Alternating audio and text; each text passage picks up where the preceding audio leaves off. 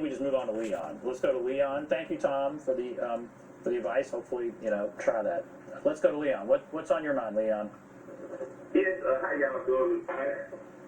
Doing great. Good. I was calling to comment on Dr. Anthony Fauci said that in the beginning that they didn't push masks because they were trying to save the masks for the medical industry.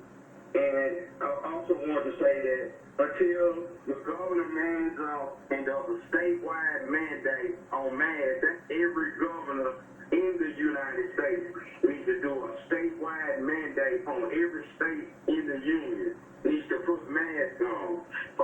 We get too many mixed signals. Like he was saying that it wouldn't protect the person, it'll only protect the other person if you got a mask on. Now, if I've been in a coma 6 months and I come out of that coma right today and I get out here and I put on a mask, that's going to protect me just as well as it's going to protect somebody else. So from the start when they were saying that a mask won't protect the person that's wearing it, now that's a lie. That's a lie. I've been running around here. I don't have it. I wear a mask every day. Okay. I was wearing a mask last year because...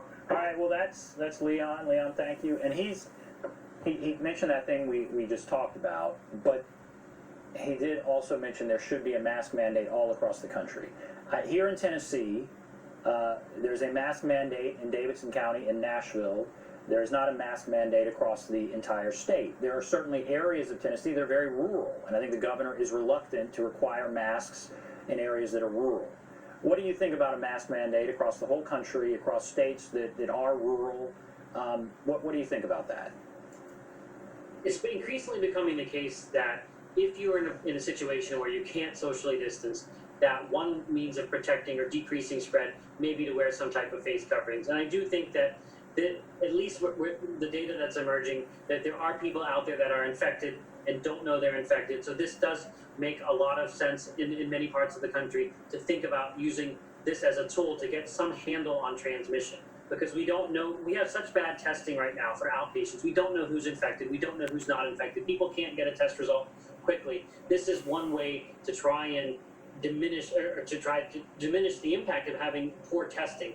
Because if you knew that you were infected or knew with kind of a high level of confidence, when you were infected or you're not infected, then I think you don't necessarily have the same push to do masks. But the fact is, we can't test people quick enough, so nobody knows if they're infected or not infected. Even every day when you go outside, you have a headache.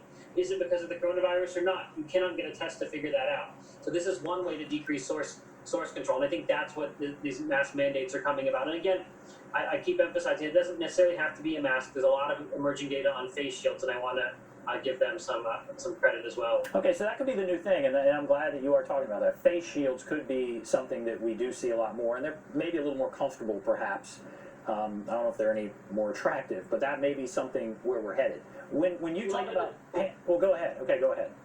I was just going to say, when people wear masks, nobody wears them ideally. That's the problem. They touch their face more than normal. They have their nose out of it.